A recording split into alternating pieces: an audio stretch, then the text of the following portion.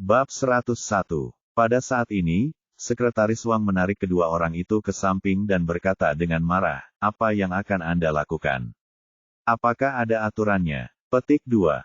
Ouyang Hui berkata dengan wajah sedih, "Tidak, Sekretaris Wang, Anda dapat melihat bahwa dia bisa pergi masuk untuk perawatan medis. Mengapa kami tidak bisa masuk?" Kang Zijun kemudian berkata, "Ya, bahkan Ye Bufan pun bisa masuk. Mengapa kami tidak mengizinkan kami masuk? Bukankah ini jelas merendahkan orang?" Kata Sekretaris Wang dengan marah, "Apa yang kamu tahu? Dia adalah Ye Bufan. Dokter ajaib itu adalah kakak laki-laki Tuan Chao, jadi tentu saja dia bisa masuk. Seperti yang saya katakan sebelumnya, satu-satunya yang bisa membuat Tuan Chao patuh adalah dokter ajaib Ye. Kualifikasi apa yang Anda miliki untuk dibandingkan dengan dokter ajaib Ye?" Sebagai Sekretaris Direktur Kesehatan Zhou Yongliang, dia berkata bahwa perbuatan Ye Bufan sudah diketahui semua orang. Pertama, dia menyembuhkan anak-anak yang terinfeksi virus kelelawar, dan kemudian menyembuhkan dua lelaki tua dari keluarga Tang dan keluarga He, dan dianggap sebagai senior oleh Chao Xinghua. Justru karena dia mengetahuinya dengan jelas, dia sangat mengagumi Ye Bufan dan dengan hormat memanggilnya Dr. Ye. Ouyang Hui berkata dengan wajah penuh keterkejutan, "Tidak mungkin. Ini sama sekali tidak mungkin. Sekretaris Wang, apakah Anda mengenali orang yang salah? Dia hanyalah seorang mahasiswa biasa. Dia bahkan belum lulus kuliah. Bagaimana dia bisa menjadi dokter kamu?" Kang Zijun kemudian berkata, "Ya, kami tahu betul berapa beratnya. Bagaimana dia bisa menjadi dokter ajaib?" Sekretaris Wang bertanya, "Kalian berdua kenal Dr. Ye?" Ouyang Hui berkata, "Tidak hanya itu kamu kenal dia, tapi kamu juga kenal dia.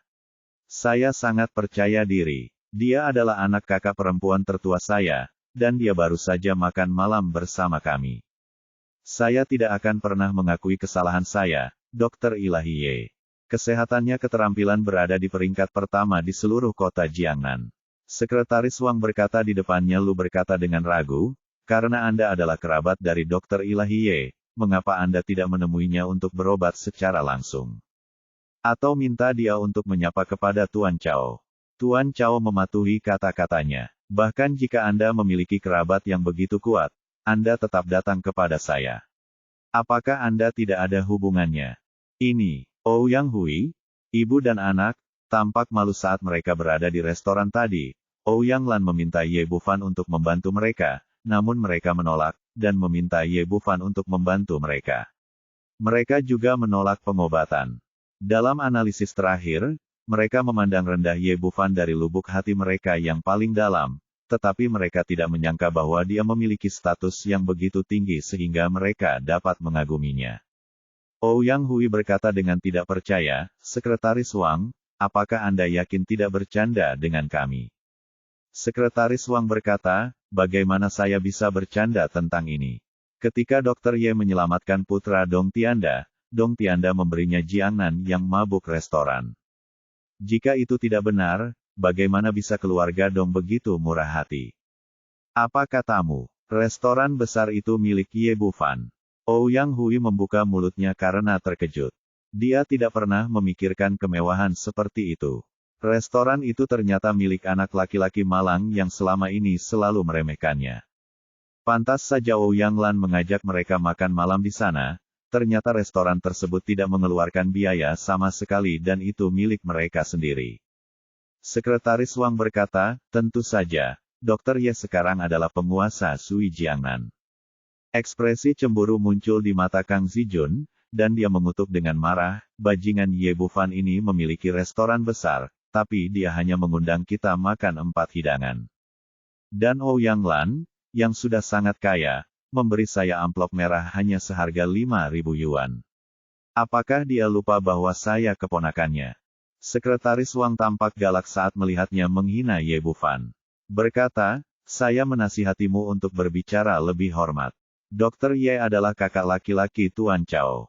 Jika orang-orang di sini mendengar bahwa kamu tidak menghormati dia, mereka pasti akan mengusirmu." Wajah Kang Zijun penuh dengan ketidakpuasan. Yakin, dia selalu menikmati penindasan terhadap saudara-saudara Ye Bufan sejak dia masih kecil, ditambah dengan kondisi keluarga yang superior, dia selalu memiliki rasa superioritas yang tidak dapat dijelaskan di dalam hatinya. Sekarang dia bahkan tidak bisa masuk, tapi dia berada di posisi tinggi di sebuah restoran dengan aset puluhan juta sehingga dia bisa dipandang dari segi status dan kekayaan. Kontras yang sangat besar ini membuatnya merasa ingin menjadi gila. Sebaliknya, Ouyang Hui lebih dewasa. Dia menghentikan Kang Zijun yang dirugikan dan berkata kepada Sekretaris Wang lagi, "Jika Ye Bufan membantu kita, bisakah kita masuk menemui Tuan Chao?" "Tentu saja, saya mengatakannya, siapa Tuan Chao? Anda tidak perlu memberi saya wajah apapun, tetapi Anda pasti akan memberikannya kepada Dr. Ye." Petik 2. Sekretaris Wang berkata, "Meskipun Lao Kang dan saya adalah teman sekelas, saya tidak dapat membantu dalam hal ini, masalah. Karena kamu kenal Dr. Ye, cari dia. Ayo kembali dulu." Sebagai sekretaris direktur, dia secara alami melihat bahwa ada konflik antara ibu dan anak yang berpikiran tinggi dan Ye Bufan. Dia tidak ingin mendapatkan terlalu terlibat dalam masalah ini, jadi dia pamit dan meninggalkan Bai Kaotang. Ouyang Hui meludahi punggungnya dengan keras, "Kamu mengambil daun teh yang begitu enak dariku dan kamu tidak melakukan apa-apa." Kang Zijun berkata, "Bu, apa yang harus aku lakukan? Tolong pikirkan cara untukku secepatnya. Sekarang aku takut ketika aku memikirkannya di malam hari. Aku sudah muak dengan perasaan itu menyiksaku dan aku menjadi gila." "Nak, jangan khawatir, ibu akan menemukan jalan untukmu," kata Ouyang Hui, "bukannya Ye Bufan ada di sini. Apakah kamu memiliki status yang tinggi? Ayo kita pergi dan mencoba. Dia tidak berani tidak menatapku ketika dia tahu aku di sini." Petik 2. Setelah itu, dia berjalan menuju pemandu wanita dan berkata, "Mari kita masuk, saya Bibi Ye Bufan." Wanita pemandu berkata dengan ragu, "Anda adalah bibi dari Dr. Ilahi Ye, mengapa Anda tidak memberi tahu saya sebelumnya?" Ouyang Hui berkata, "Bukan sudah terlambat sekarang, ayo cepat masuk." Wanita pemandu itu mengerutkan kening dan berkata, "Apakah Anda punya bukti?" "Tidak perlu membuktikannya, pergi saja dan beritahu dia dan katakan padanya bahwa bibinya ada di sini." Wanita pemandu ragu-ragu. Jika dia pergi, ibu dan anak itu mungkin penipu. Tetapi jika dia tidak pergi, jika pihak lain benar-benar bibi Dr. Ye, dia tidak dapat memikul tanggung jawab ini. Melihat penyebutan Ye Bufan benar-benar berhasil, Ouyang Hui berkata dengan percaya diri, "Saya tidak perlu berbohong kepada Anda tentang hal semacam ini. Cepat pergi. Saya akan menunggu di sini." Petik 2. "Oke, tunggu sebentar." Nona bimbingan setelah berbicara, dia berjalan menuju ruang konsultasi pribadi Tuan Chao. Di dalam kamar, Chao Xinghua mendengarkan dengan penuh perhatian penjelasan Ye Bufan tentang 13 jarum untuk mengusir roh jahat. Ketika dia mendengar seseorang mengetuk pintu, dia tidak bisa menahan diri untuk tidak mengerutkan kening, "Masuk." Setelah melihat wanita pemandu, dia bertanya dengan tidak puas, "Apa yang kamu lakukan? Anda mengatakan kepada saya bahwa Anda tidak boleh mengganggu saya. Jadi mengapa Anda ada di sini?" Petik 2.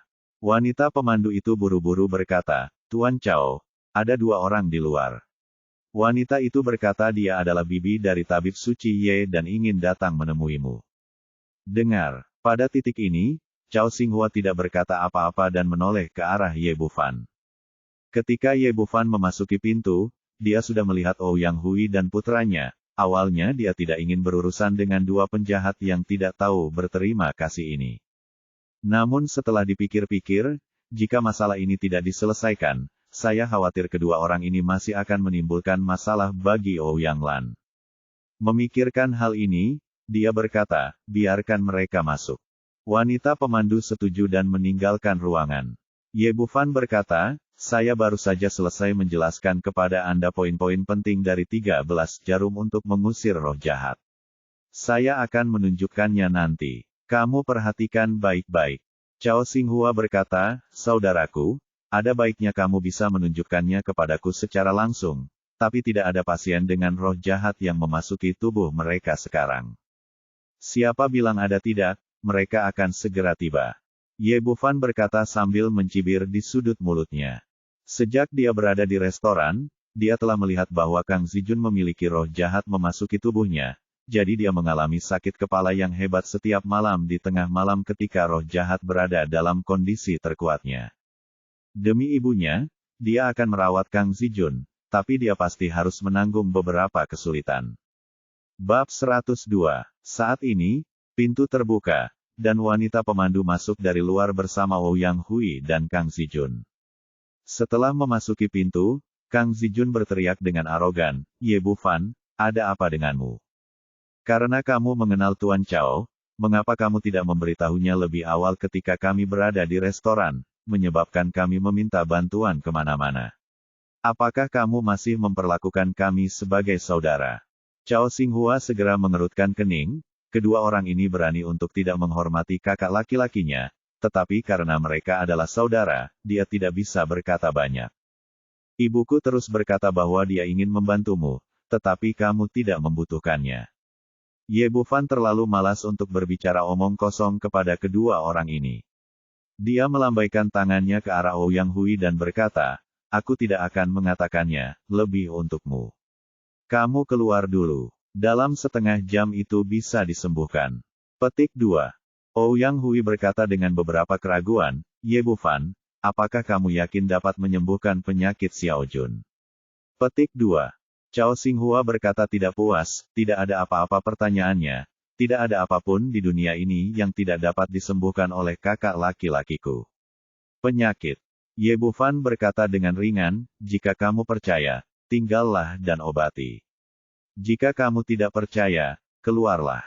Melihat itu dia berani berbicara dengannya seperti ini, Ouyang Hui menjadi marah dan ingin membalas, tetapi ketika dia memikirkan penyakit putranya, dia tidak dapat menahannya. "Jika Anda di sini, itu akan mempengaruhi kemampuan kakak laki-laki saya dalam merawat orang." Petik 2. Chao Xinghua berkata, "Tentu saja tidak. Jika Anda di sini, itu akan mempengaruhi kemampuan kakak laki-laki saya dalam merawat orang." Petik 2. Ouyang Hui berpikir sejenak dan kemudian berkata, "Tuan Chao, kenapa kamu tidak datang dan merawat anakku? Apakah pengobatannya mungkin?" Tidak peduli apa, dia masih tidak bisa sepenuhnya mempercayai Ye Bufan di dalam hatinya. Chao Xinghua berkata tidak puas, "Ada apa denganmu? Apakah kamu mempertanyakan keterampilan medis kakak laki-lakiku?" "Sejujurnya, aku tidak bisa menyembuhkan penyakit ini sekarang. Hanya kakak laki-lakiku yang bisa menyembuhkannya." Ouyang Hui sangat terkejut sehingga dia tidak mengerti mengapa Chao Xinghua yang berambut abu-abu begitu menghormati Ye Bufan, apalagi bagaimana kakak laki-laki senior ini nantinya. Chao Xinghua telah melihat bahwa kedua orang ini tidak ramah terhadap kakak laki-lakinya, dan berkata dengan wajah cemberut, "Apakah kamu ingin mengobatinya atau tidak?" "Perlakukan? Tentu saja." Ouyang Hui bisa mengabaikan Ye Bufan, tapi dia memperlakukan Chao Xinghua dengan penuh kekaguman. Dia berkata kepada Kang Zijun, "Xiao Jun, ibu sedang menunggumu di pintu. Jika kamu butuh sesuatu, telepon saja aku." Petik 2. Setelah itu, dia meninggalkan klinik di bawah bimbingan petugas medis wanita. Kang Zijun sedikit gugup, tapi dia akhirnya menahan sakit kepala yang membelah ketika memikirkan serangan itu. Ini adalah harapan terakhirnya untuk kesembuhan. Dia melepas bajunya seperti yang diinstruksikan dan berbaring di tempat tidur di klinik. Kang Zijun memandang Ye Bufan dengan gugup, dan kemudian sebuah suara terdengar di telinganya, "Jangan takut, rasa sakit tidak bisa dihindari. Kamu telah menindas aku dan adikku selama bertahun-tahun. Ibumu tidak tahu berterima kasih dan telah melupakan apa yang dilakukan ibuku, lakukan padanya saat itu. Aku seharusnya mendapatkan kembali ketertarikan atas kebaikanku hari ini, yang bisa dianggap sebagai sedikit balasan untukmu, ibu dan anak yang tidak tahu berterima kasih." Dia terkejut saat mengetahui bahwa suara ini sepertinya hanya terdengar oleh dirinya sendiri, dan Chao Xinghua memperhatikan dengan seksama dari samping tanpa terlihat terpengaruh sama sekali. Melihat jarum perak yang bersinar dan senyuman lucu di tangan Ye Bufan, dia tiba-tiba menjadi ketakutan dan ingin melompat dari tempat tidur dan berlari keluar. Namun dia terkejut saat mengetahui bahwa dia telah kehilangan kendali atas tubuhnya, tidak peduli seberapa keras dia berusaha, dia bahkan tidak bisa menggerakkan satu jari pun. Dia ingin berteriak putus asa dan memanggil Ouyang Hui masuk, tapi dia punya ide, tapi tidak ada suara yang keluar dari mulutnya. Ye Bufan tersenyum menggoda, mengangkat tangannya dan memasukkan jarum perak ke dalam lubang besar di dadanya. Ah!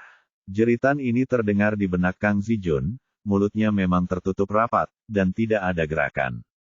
Saat jarumnya menembus, akhirnya ia merasakan apa artinya sakit yang menembus sumsum tulang, bahkan tidak kalah dengan apa yang ia rasakan saat ia sakit di malam hari.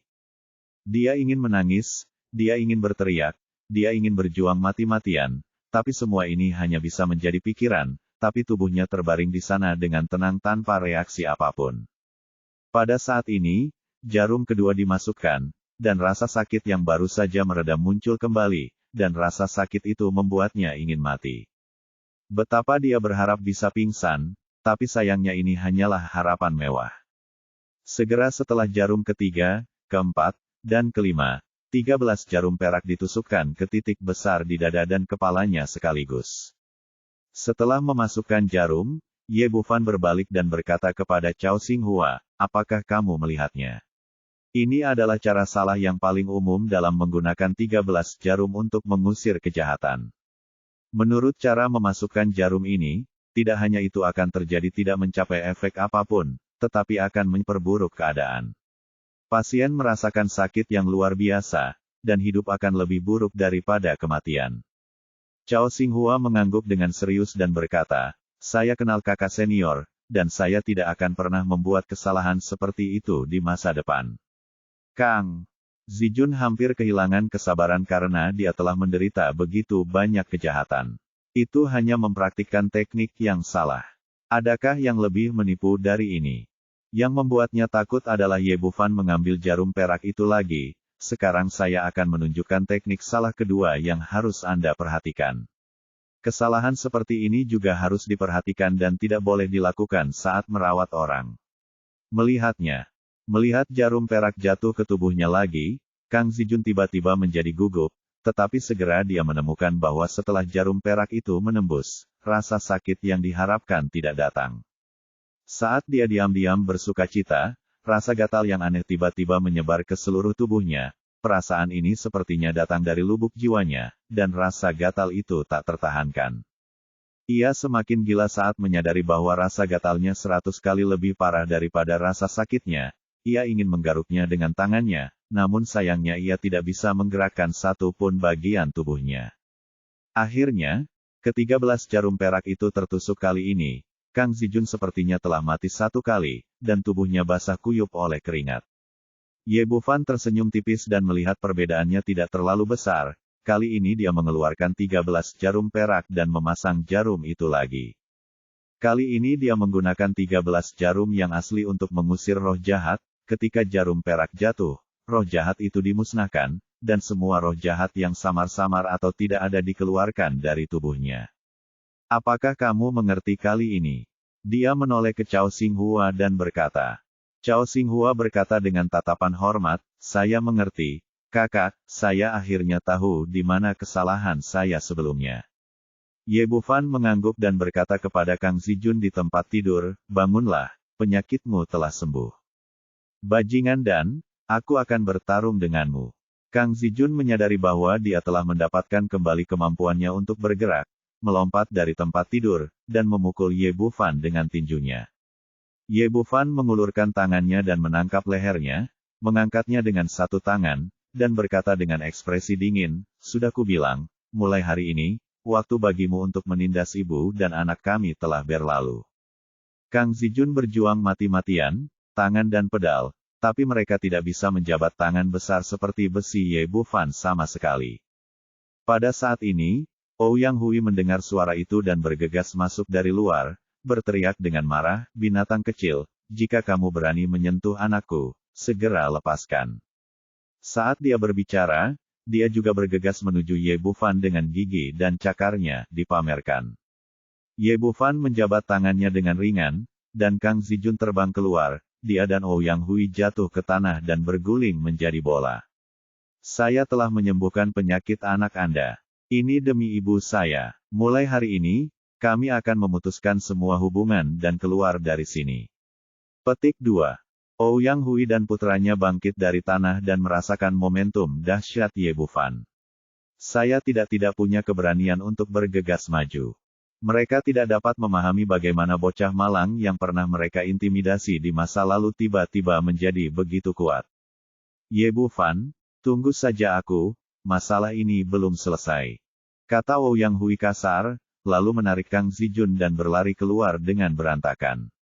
Bab 103. Cao Xinghua berdiri di dekatnya, mengamati segala sesuatu di depannya dengan tenang, sampai Ouyang Hui dan Ouyang Hui berlari keluar dari ruang konsultasi, tanpa bertanya sepatah kata pun.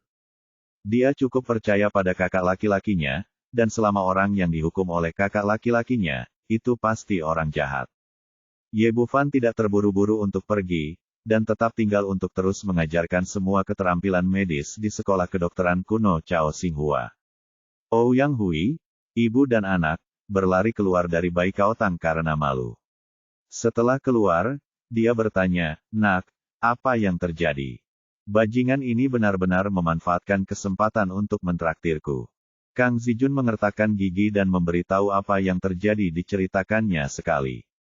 Mendengar penyakit putranya telah hilang, Ouyang Hui menghela nafas lega, lalu mengutuk, "Bajingan ini berani menggunakan anakku sebagai kelinci percobaan. Jika aku tahu, aku seharusnya mencekiknya sampai mati ketika dia masih kecil." Ibu dan anak itu berdiri bersama. Di sana, Anda dan saya memarahi Ye Bufan karena tidak manusiawi. Mereka dengan suara bulat memilih untuk melupakan anugerah perawatan medis yang menyelamatkan nyawa, apalagi bagaimana mereka menindas ibu dan anak Ouyang Lan.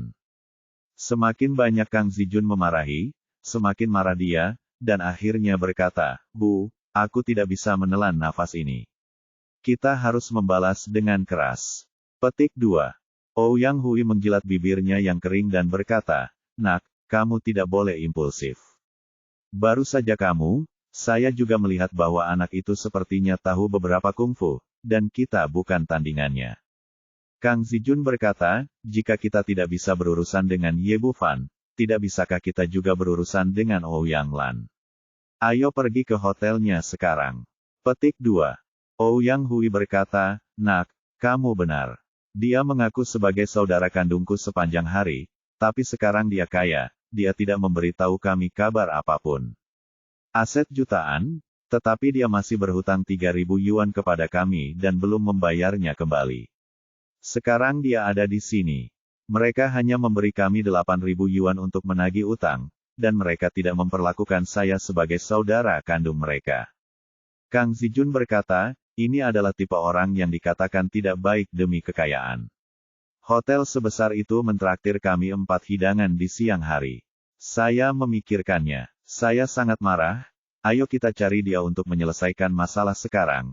Aku harus menghancurkan hotelnya." Petik 2. Yang paling penting adalah dia mengenal Ouyang Lan dengan sangat baik. Bahkan jika putranya menghancurkan seluruh hotel, dia tidak akan memanggil polisi. Ini adalah dukungan terbesarnya. Ibu dan anak itu memanggil taksi dan dengan marah tiba di restoran Sui Jiangnan. Kang Zijun merasa percaya diri untuk menindas Ouyang Lan. Setelah turun dari mobil, dia segera memindahkan batu besar dari bebatuan dan memecahkan kaca di pintu hingga berkeping-keping. Saat itu sekitar jam 4 atau 5 sore, dan ini belum jam puncak makan, tidak banyak pelanggan di toko, tapi kali ini pelayannya masih kaget. Sebagai manajer hotel, Si Yuting segera bergegas keluar ketika hal besar terjadi dan berkata dengan marah kepada Kang Zijun dan 2 lainnya, "Apa yang akan kamu lakukan?" Ouyang Hui meletakkan tangannya di pinggul dan berteriak seperti tikus, "Apa yang kamu teriakkan? Ini aku bisa menghancurkan restoran saudara perempuanku jika aku mau. Mengapa kamu meneriakiku sebagai orang luar?" Petik 2. Baru kemudian Si Yuting mengenali kedua orang itu. Dia memang makan bersama Ouyang Lan di restorannya pada siang hari. Sekarang dia dalam masalah. Dia tidak tahu harus berbuat apa. Bagaimana menghadapinya? Ada sebuah van yang diparkir di seberang hotel. Di dalam van itu ada 4 orang muda sombong yang dipimpin oleh Broter Dao Skar, tangan kanan Ma Jiuye. Seorang pria kuning kecil di sebelahnya berkata, "Saudara Skar, apa yang kita lakukan di sini setiap hari?" Saudara Scar berkata sambil merokok, ini adalah perintah Tuan Jiu. Kita harus melindungi restoran ini di sini. Tidak mungkin ada apapun kesalahan. Xiao Huang Mao berkata, restoran siapa ini? Reputasinya sangat bagus sehingga Tuan Jiu menganggapnya sangat serius. Ini restoran Yeye. Saudara Dao Scar ditangkap oleh He Suang dan dipenjarakan selama beberapa hari. Setelah dia keluar, dia menanyakan situasi Ye Bufan dengan jelas dan tahu bahwa ini adalah orang yang dihargai oleh bos besar Jiu Ye. Karena itu, saya tidak berani memiliki kebencian sedikit pun di hati saya.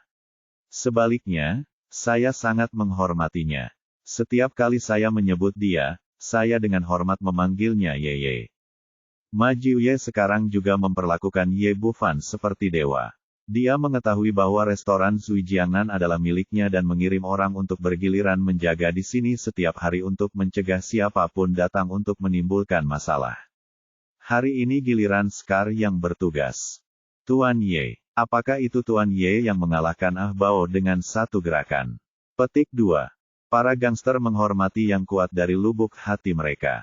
Saat ini, tindakan heroik Ye Bufan di Yewe yang KTV sudah menyebar ke seluruh dunia. Jadi ketika datang ke Yewe yang KTV, sepanjang waktu, matanya bersinar, penuh kekaguman. Tentu saja itu Tuan Ye, Scar berkata.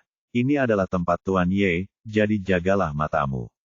Kamu tidak boleh membuat kesalahan apapun, jika tidak Tuan Ye tidak akan bahagia, dan Tuan Jiu harus mengupas kulit kita. Petik 2. Saat dia berbicara, Xiao Huang Mao tiba-tiba berteriak, Saudara Scar, ini buruk. Seseorang menghancurkan tempat Tuan Ye. Scar dengan cepat menoleh untuk melihat, dan kebetulan melihat Kang Zijun menghancurkan restoran Sui Jiangnan, jendela kaca. TMED, cucumu dari mana? Dia berani datang ke Ye untuk membuat masalah. Saudaraku, ketika kesempatan untuk pamer datang, beri aku pukulan yang bagus. Petik 2. Saudara Scar benar-benar marah, menendang pintu mobil dan bergegas keluar. Dalam 3 atau 2 langkah, dia sampai di pintu restoran. Melihat si Yuting tidak berdaya padanya, Kang Zijun tampak bangga dan mengambil batu di tanah untuk menghancurkannya lagi. Namun saat ia memungut batu itu, tiba-tiba sebuah kaki besar melesat ke udara dan menendangnya ke tanah. Batu besar itu langsung mengenai kakinya. Ah! Kang Zijun menjerit menyayat hati dan berguling-guling di tanah sambil memegang kaki kanannya. Siapa yang berani memukul anakku? Petik 2. Ouyang Hui berbalik dan hendak berdebat dengan saudara Scar ketika Xiao Huang Mao terbang dan menendangnya ke tanah. Saudara Dao Scar tidak akan sopan kepada siapapun yang berani membuat masalah di restoran Sui Jiangnan. Dia memerintahkan beberapa gangster untuk berteriak, kalahkan. Pukul aku dengan keras. Kamu berani menghancurkan tempat Tuan Ye. Itu hanya makhluk hidup. Aku menjadi tidak sabar. Beberapa gangster tidak sopan dan meninju serta menendang Ouyang Hui dan Kang Zijun. Siapa kamu? Hentikan segera. Petik 2. Ouyang Hui masih ingin berdebat, tetapi terjatuh ke tanah oleh tamparan Xiao Huang Mao. Mereka hanyalah gangster jalanan dan tidak memiliki konsep untuk tidak memukuli wanita. Sehingga Ouyang Hui tidak mendapatkan perlakuan istimewa apapun. Dalam sekejap ia dipukuli hingga rambutnya acak-acakan dan kondisinya sangat menyedihkan.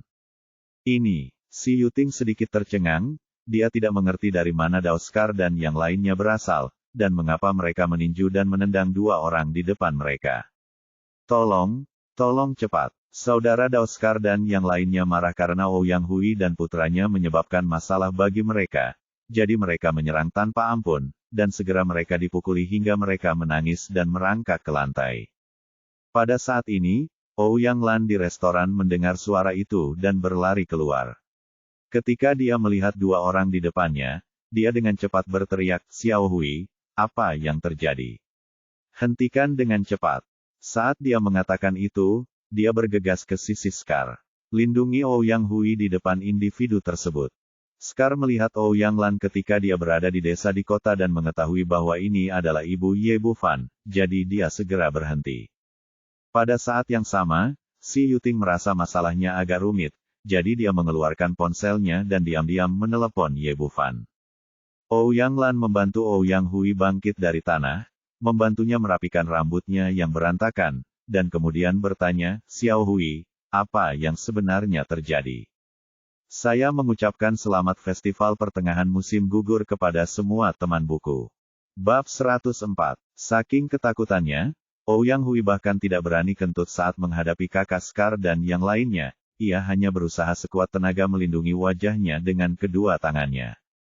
Tetapi ketika dia melihat Ouyang Lan, dia tiba-tiba merasa berani dan berteriak histeris, Ouyang Lan, beraninya kamu meminta orang untuk memukulku. Ouyang Lan berkata dengan terkejut, Xiao Hui, apa yang kamu bicarakan? Saya sedang berbicara dengan ini orang-orang jika Anda tidak mengenal mereka sama sekali, bagaimana Anda bisa membiarkan mereka memukul Anda? Petik 2. Ouyang Hui berteriak, Anda tidak mengenal mereka, bagaimana Anda bisa memukul saya tetapi Anda tidak? Petik 2. Kang Zijun juga bangkit dari tanah dan berteriak, itu benar, jelas sekali mereka bersamamu, jika tidak, mengapa kamu berhenti ketika kamu bertanya, mengapa mereka mendengarkanmu? Wajah Ouyang Lan penuh kecemasan, dan dia tidak melakukannya. Aku tidak tahu bagaimana membela diri sejenak. Xiao Hui, aku benar-benar tidak mengenal mereka. Brother Daoskar berkata, oke, jangan pukul aku. Pemukulanku padamu tidak ada hubungannya dengan siapapun, aku hanya ingin melihatmu tidak bahagia. Ouyang Hui dan putranya berani menghadapi teriak Ouyang Lan, tetapi tidak berani menyinggung perasaan saudara Scar. Mereka mundur 2 langkah dan berkata kepada Ouyang Lan, bahkan jika orang-orang ini tidak ada hubungannya denganmu, putramulah yang menemukan mereka. Dia bajingan. Keluarga Ouyang kami hanya memiliki serigala bermata putih. Petik 2. Ouyang Lan bertanya tanpa alasan. Berkata, Xiao Hui, apa yang terjadi? Tolong jelaskan padaku dengan jelas dan itu akan membuatku sangat cemas. Petik 2. Jika kamu ingin tahu, maka aku akan memberitahumu dan semua orang dapat mengomentarinya. Teriak Ouyang Hui, hari ini saya membawa anak saya ke Baikaotang untuk berobat ke Pak Cao. Awalnya Pak Cao setuju, tapi Ye Bufan bersikeras buru-buru merawat anak saya. Demi kekeluargaan, kami ibu dan anak memberikannya kepadanya. Sebuah kesempatan, saya tidak menyangka orang ini akan membalas dendam pada anak saya dengan mengambil kesempatan berobat. Belakangan, ketika identitas aslinya terungkap, dia menjadi marah dan memukuli kami ibu dan anak. Saya bibinya, tapi dia memperlakukan kami seperti ini, dan anak saya sangat marah. Saya menghancurkan hotelnya keesokan harinya. Apakah ada yang salah dengan itu? Bukankah seharusnya dihancurkan? Tapi Ye Bufan berkolusi dengan gangster sosial ini. Anda baru saja melihatnya, dan memukuli ibu dan anak kami seperti ini. Saat ini, lingkungan sekitar sudah ramai. Para penonton tertarik, tetapi saudara Scar dan yang lainnya tidak berani mendekat. Setelah mendengar apa yang dikatakan Ouyang Hui, mereka mulai bisikan. Dia berteriak kepada Ouyang Lan lagi, kamu tahu sekarang bahwa putramu yang baik memukuli kami seperti ini, menurutmu apa yang harus kami lakukan? Dia telah menindas saudari ini selama bertahun-tahun, dan hari ini melihat bahwa kakak perempuan tertua memiliki pengaruh yang begitu besar, hotel, bagaimana mungkin dia tidak menebangnya dengan keras? Sekarang adalah kesempatannya. Ouyang Lan tercengang dan berkata, bagaimana ini mungkin? Xiao Fan bukan anak seperti itu. Petik 2. Dia tahu bahwa Ye Bufan punya masalah dengan Ouyang Hui, tapi dia tidak percaya putranya akan melakukan hal seperti itu. Mendengar apa yang dia katakan, Ouyang Hui segera meletakkan tangannya di pinggulnya dan berteriak seperti seorang yang cerdik, Ouyang Lan, apa maksudmu? Apakah aku masih berbohong padamu? Petik 2. Ouyang Lan memandang orang-orang di sekitarnya dan berbisik, Xiao Hui, ayo masuk ke rumah dan bicara, ini sangat memalukan bagi semua orang di sini. Petik 2. Ouyang Hui berteriak, apa? Apakah kamu takut malu sekarang? Mengapa anakmu tidak takut malu ketika dia berkolusi dengan gangster untuk memukuliku? Itu pasti ada di depan semua orang hari ini. Perjelaslah. Ini. Menghadapi saudara perempuannya yang cerdik, Ouyang Lan bingung sejenak dan tidak tahu bagaimana menghadapinya. Karena kamu tidak takut malu, mari kita perjelas. Pembicaranya adalah Ye Bufan, yang menerobos kerumunan dan masuk. Dia baru saja menerima telepon dari si Yuting yang mengatakan bahwa Ouyang Hui dan putranya membuat masalah di restorannya, jadi dia bergegas kembali. Melihat pecahan kaca di depannya, dia langsung mengerti apa yang sedang terjadi. Dia tidak mampu menyinggung perasaannya sendiri, jadi dia datang untuk menindas ibunya lagi. Setelah melihatnya, Ouyang Lan bertanya dengan cemas, "Xiao Fan, apa yang terjadi? Mengapa kamu bertengkar dengan bibimu?" Ketika Ouyang Hui dan putranya bertemu dengan tatapan tajam Ye Bufan, mereka tidak bisa menahan diri untuk mundur ketakutan. Setelah beberapa langkah, dia bersembunyi di belakang Ouyang Lan, karena takut Ye Bufan akan memberi mereka pelajaran jika mereka tidak setuju. Hari ini mereka pergi ke Baikaotang untuk berobat, tapi Tuan Chao tidak bisa menyembuhkan penyakit Kang Zijun. Pada akhirnya, saya mengambil tindakan untuk menyembuhkannya sepenuhnya. Namun karena kondisi khusus, ada rasa sakit saat akupuntur. Karena ini, setelah penyembuhannya, bukan saja dia tidak berterima kasih atas hal yang tidak berterima kasih itu, tetapi dia bahkan ingin melakukan sesuatu padaku, jadi aku memberinya pelajaran. Pada titik ini, dia menoleh ke arah Ouyang Hui dan Kang Zijun dan berkata, "Jika saya tidak mengambil tindakan, putra Anda paling banyak akan mendapat satu. Semoga minggu Anda menyenangkan.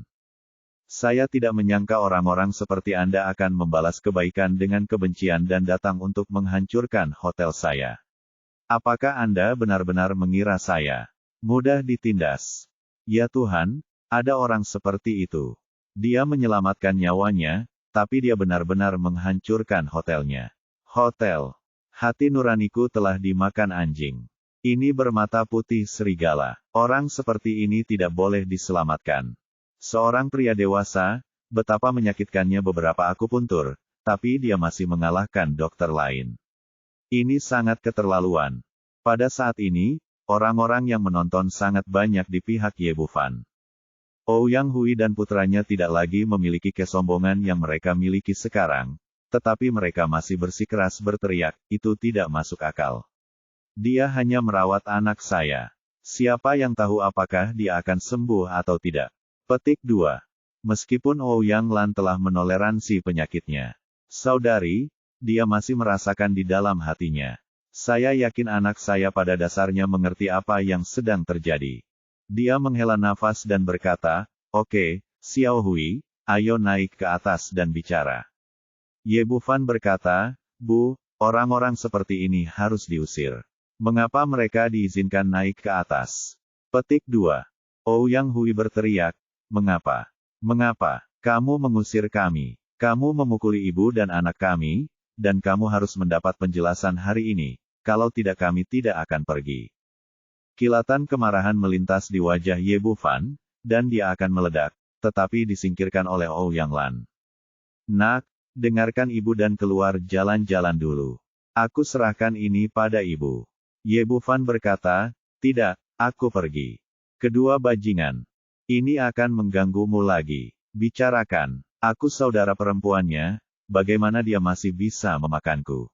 Melihat Ye Bufan masih menolak untuk pergi, Ouyang Lan berkata lagi, "Nak, bolehkah aku memperlakukanmu seperti seorang ibu? Dia juga saudara perempuan kandungku setelahnya semua.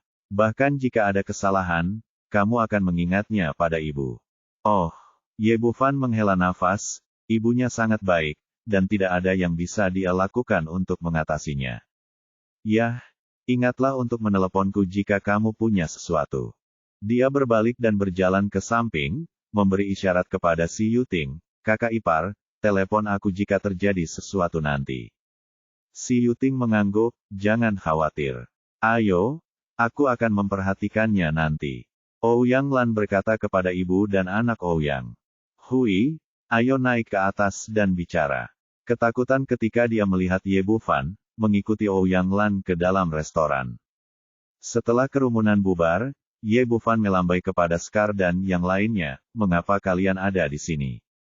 "Tuan Ye, tolong jangan salah paham, ini saudara Scar mengatur untuk Majiu Ye." Mereka berbicara tentang situasi tinggal di sini, dan kemudian menatap Ye Bufan dengan gugup, takut apa yang mereka lakukan akan membuatnya tidak puas. Kamu melakukan pekerjaan dengan baik, tapi kamu terlalu lembut. Jika itu terjadi lagi, pukul aku dengan keras. Kata Ye Bufan dan melemparkan seikat uang 100 yuan ke pelukan Bro Terskar. Bab 105. Saudara Daoskar segera tersanjung dan berkata, Tuan Ye, saya harus melakukan sesuatu untuk Anda. Bagaimana kami dapat meminta uang Anda? Berhenti bicara omong kosong, ambil saja selama yang Anda mau, dan saudara-saudara akan pergi minumlah nanti. Pesanlah anggur. Ye Bufan berkata, kembalilah dan beritahu Ma Jiu bahwa aku menerima bantuannya. Aku tahu, terima kasih, Tuan Ye. Saudara Daoskar dan yang lainnya dengan gembira kembali ke Fan bersama bungkusan uang itu. Ye Bufan tahu bahwa dengan perlindungan ibunya, dia tidak bisa mengusir Ouyang Hui, jadi dia tidak punya pilihan selain masuk ke dalam mobil dan bergegas menuju area Villa Yundingshan. Sejak mendapat kunci villa nomor 1 di Yundingshan, dia belum sempat ke sana, dia kebetulan melihat-lihat hari ini. Gunung Yunding terletak di pusat kota Jiangnan, seluruh bangunan kota-kota Jiangnan dibangun di sekitar Gunung Yunding. Saat ini telah dikembangkan kawasan villa di sekitar Gunung Yunding, tinggal di sini bisa dikatakan berada di tengah kota yang sibuk, namun sekaligus menikmati ketenangan yang langka. Namun, ini adalah kawasan pemukiman teratas bagi orang kaya, bahkan masyarakat awam pun tidak sempat mendekat, apalagi tinggal di dalamnya. Area villa adalah milik keluarga He, satpam yang dipekerjakan semuanya adalah purnawirawan militer, terlatih dengan baik dan memiliki manajemen yang ketat, hal ini juga menjadi ciri utama dari Yundingshan Villa. Ye Bufan sampai di depan gerbang area Villa Yundingshan dan langsung disambut oleh 2 orang satpam. Dia bertanya, di mana Villa No. 1? Kedua penjaga keamanan yang masih terlihat serius mendengarnya bertanya tentang Villa nomor 1, dan langsung bertanya dengan senyum di wajah mereka, apakah Anda Tuan Ye Bufan Ye? Ye Bufan mengangguk. Dia mengangguk dan berkata, ini saya. Tuan Ye, mohon tunggu sebentar. Penjaga keamanan memberi hormat dengan hormat, lalu dengan cepat berlari ke kantor properti, diikuti oleh manajer properti dan manajer keamanan yang berlari mendekat. He Tianqi secara khusus memberitahu 2 orang bahwa ketika mereka bertemu Ye Bufan, pemilik villa nomor 1, mereka harus menghormati orang tua itu. Meskipun orang-orang yang tinggal di Villa Yundingshan kaya atau mahal, mereka tetaplah orang pertama yang begitu diperhatikan oleh keluarga He. Jadi setelah mendapat perintah, kedua orang ini terus menjaga pintu, dan hari ini mereka akhirnya menyambut Ye Bufan. Tuan Ye, Anda di sini, saya akan mengantar Anda ke sana segera.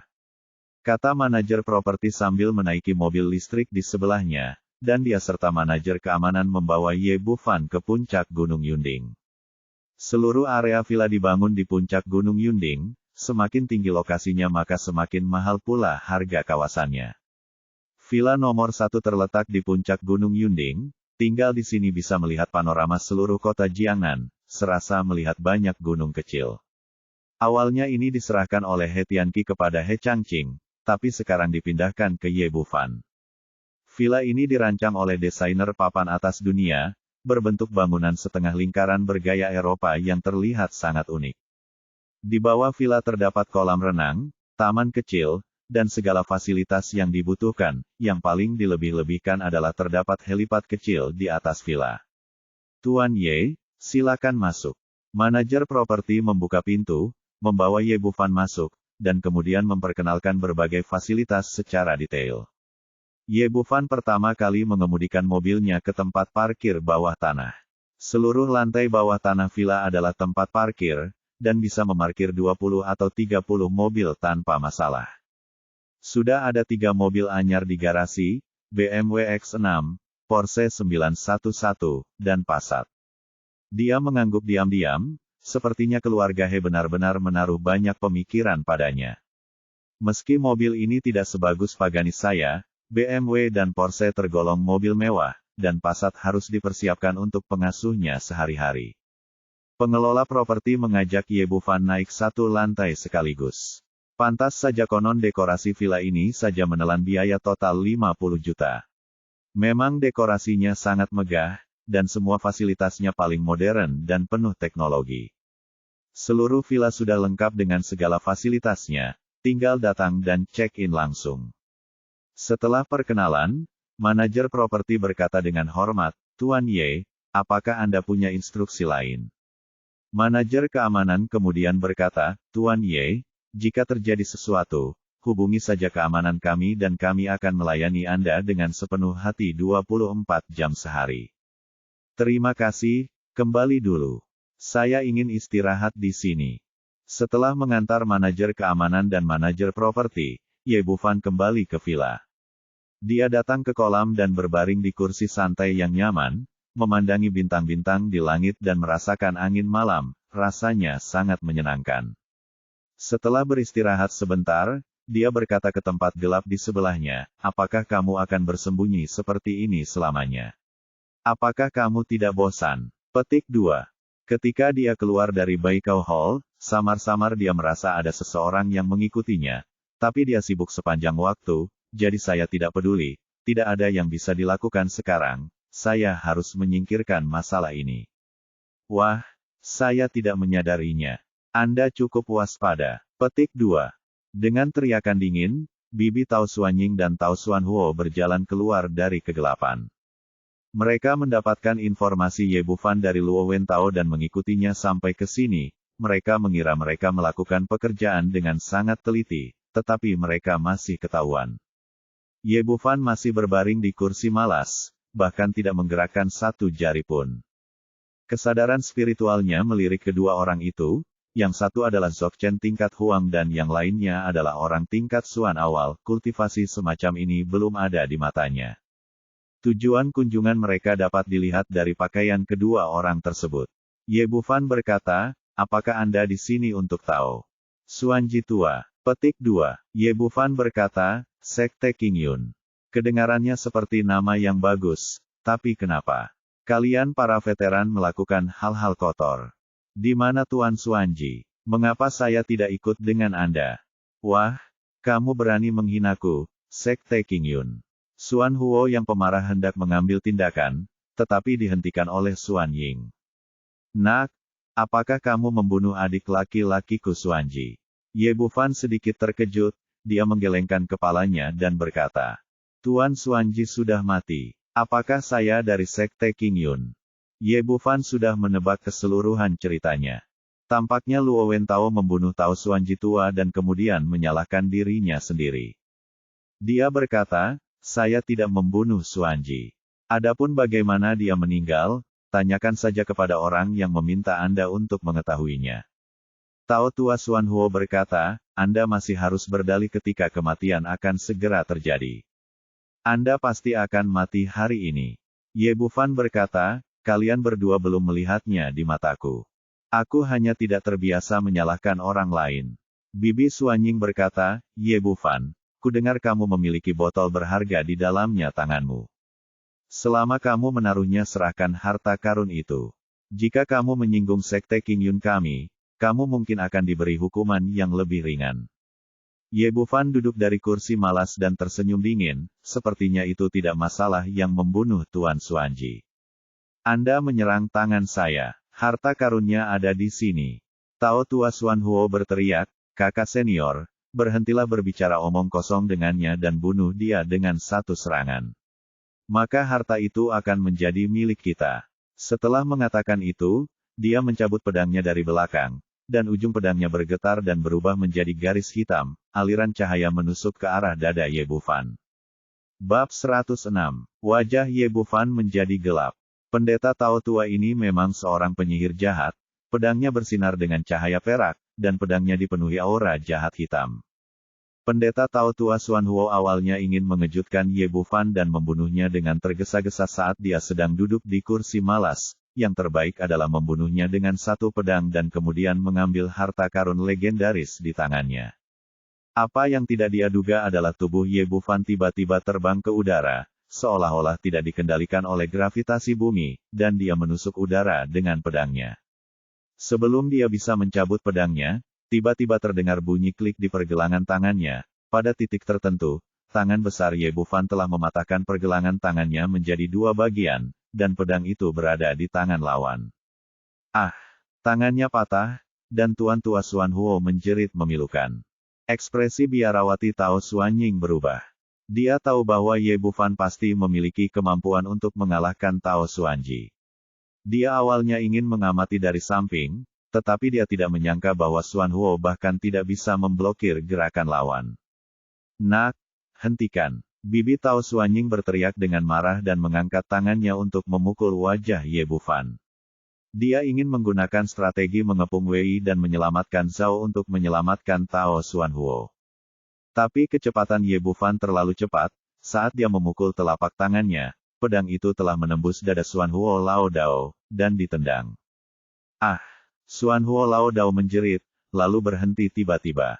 Pedang panjangnya yang berbalut energi hitam memang sangat jahat, ketika menembus tubuh, langsung menyedot seluruh daging dan darah manusia hingga bersih. Dalam sekejap mata, Xuan Huo yang tinggi telah berubah menjadi mumi yang layu. Ye Bufan mengalahkan Tao Xuan Huo dengan satu gerakan, dan kemudian menghadapi Bibi Tao Xuanying dengan telapak tangannya.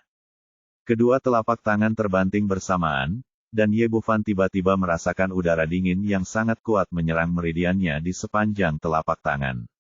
Untungnya, energi kekacauannya sangat kuat dan langsung berubah menjadi energi yang panas untuk menghilangkan udara dingin. Biarawati Tao Xuanying merasakan kekuatan besar datang, dan dia terbang mundur 6 hingga 7 meter, dan kemudian dia nyaris tidak bisa berdiri diam. Kamu tidak takut dengan telapak esku. Kamu sebenarnya berada di tahap tengah tingkat misterius. Petik 2. Ekspresi Bibi Tao Xuanying berubah drastis. Dia selalu mengandalkan telapak es ini agar tidak terkalahkan, tetapi hari ini, Xuan Huo dan Xuan Huo sama-sama menyerang pada saat yang sama musuh. Pada saat yang sama, dia juga salah menilai tingkat kultivasi Ye Bufan, berpikir bahwa siapapun yang bisa mengalahkannya pasti berada di tingkat tengah tingkat Xuan.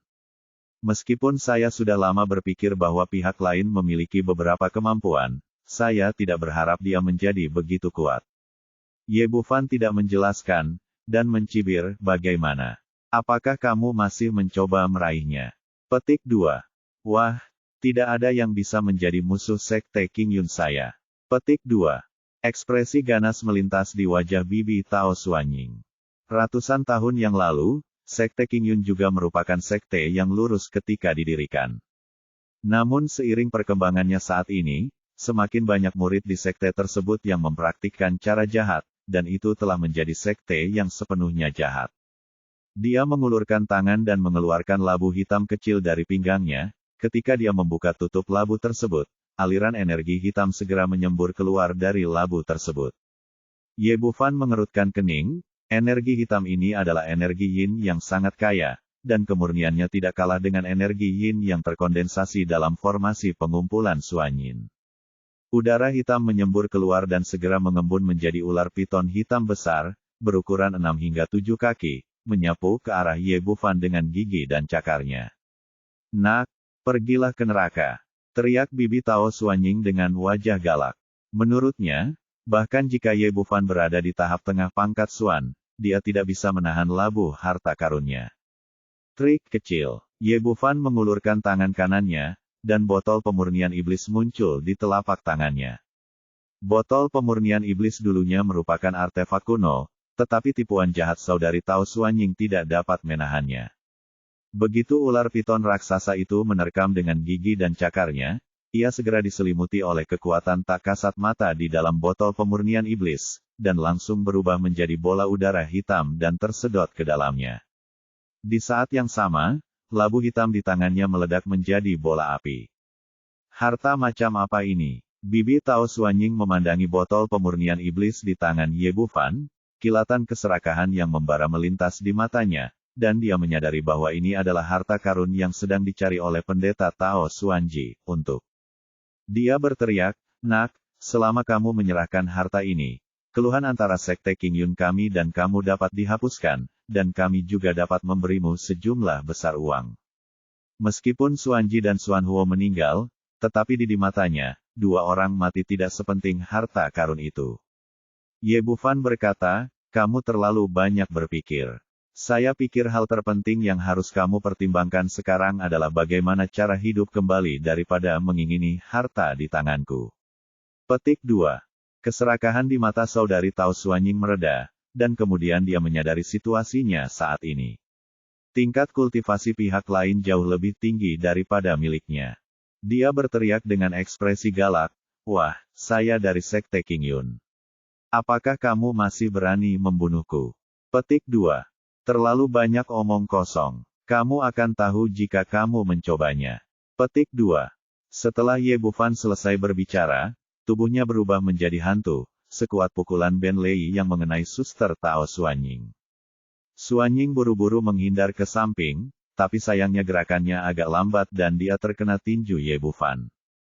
Meski hanya sebuah pukulan, namun tetap saja menyebabkan dia muntah darah di tempat dan membuatnya terbang sejauh 7 atau 8 meter. Biarawati Tao Xuanying mengabaikan rasa sakit yang parah di dadanya dan dengan cepat mundur dengan kekuatan pukulannya, mencoba yang terbaik untuk melarikan diri keluar villa. Ye Bufan sangat menyadari prinsip digigit daripada dibunuh ular, penyihir jahat seperti ini yang sering membunuh orang dan merampas harta tidak boleh dilepaskan begitu saja, jika tidak maka akibatnya tidak akan ada habisnya. Dia mengikuti dari dekat dan mengejar ke arah di mana saudari Tao Xuanying melarikan diri. Budidaya biarawati Tao Xuanying sudah lebih rendah, tetapi sekarang dia terluka dan kecepatan larinya jauh lebih lambat. Melihat Ye Bufan mengejar semakin dekat di belakangnya, dia dengan bersemangat bergegas ke sebuah villa di dekatnya. Villa ini letaknya tidak jauh dari villa nomor 1 milik Ye Bufan. Meski tidak sebesar miliknya dari segi luas dan momentum, namun sudah pasti bisa dikatakan sebagai rumah mewah. Tembok di sekelilingnya tingginya lebih dari 2 meter, dan di dalamnya terdapat villa 4 lantai.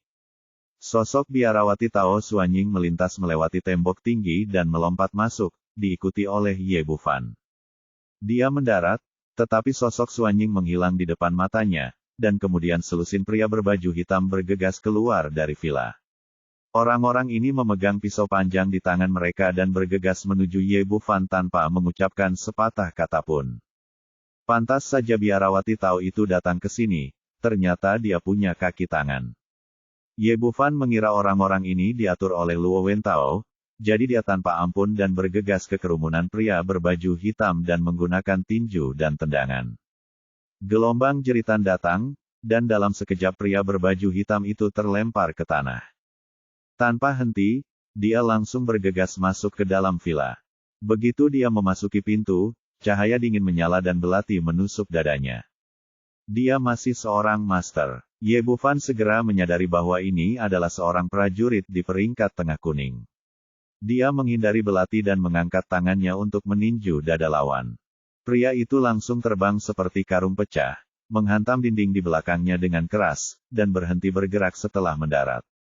Ye Bufan menaiki tangga, meskipun dia diserang oleh musuh dari waktu ke waktu, dia memiliki senjata pembunuh besar kesadaran ilahi, dan serangan diam-diam tidak berpengaruh padanya.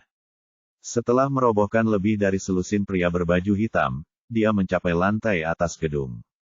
Ini adalah aula yang luas, ada kursi di tengah aula, seorang gadis cantik diikat ke kursi, dan 2 pria pembunuh berbaju hitam berdiri di sampingnya. Yang satu memegang belati di leher cantik gadis itu, dan yang lainnya memegang pistol berwarna gelap, menunjuk ke arah Ye Bufan. Bab 107. Melihat pemandangan di depannya, Ye Bufan sedikit terkejut. Dia melihat sekeliling ruangan dan masih tidak dapat menemukan saudari Tao Xuanying. Pria berbaju hitam yang memegang kikinya berkata dengan suara dingin, "Kalian dari keluarga Gu datang ke sini dengan sangat cepat dan membunuh begitu banyak anak buahku. Apakah kalian tidak takut aku akan menembak mati gadis ini? Sama sekali tidak mengenal siapapun dari keluarga Gu. Dia." Ye Bufan menyadari bahwa dia sepertinya telah dibawa ke situasi lain oleh saudari Tao Xuanying, di mana pria berbaju hitam menculik gadis itu, dan dia kebetulan ditangkap. Dia memandangi gadis yang diikat di bangku itu, dia tampak berusia kurang dari 20 tahun, tetapi sosoknya sangat berkembang. Pipinya yang halus tanpa cacat, dan kedua matanya yang besar dan berair menatapnya dengan rasa ingin tahu, tanpa sedikit pun rasa takut. Pria berbaju hitam berkata dengan dingin, "Wah, menurutmu apakah aku mudah ditipu?" Ye Bufan berkata, "Aku tidak perlu berbohong padamu. Itu hanya kesalahpahaman bahwa aku datang ke sini." Aku sedang mencari orang lain. Pernahkah kamu melihatnya? Seorang biarawati Tao. Pria berbaju hitam berkata, oke, jika kamu tidak berbohong di depan orang sungguhan, jangan bicara padaku tentang biarawati Tao. Katakan padaku, akankah keluargaku menyetujui persyaratan yang saya usulkan atau tidak? Tidak, saya tidak tahu kondisi Anda untuk keluargaku. Ye Bufan berkata, karena Anda ingin menunggu keluargaku, saya akan pergi dulu. Petik 2. Setelah mengatakan itu, dia berbalik dan hendak pergi. Dia tidak mengenal keluargaku, dan dia tidak ingin menimbulkan masalah. Perjalanan ini ke perairan keruh. Nak, apakah kamu mempermainkanku untuk mundur agar bisa maju?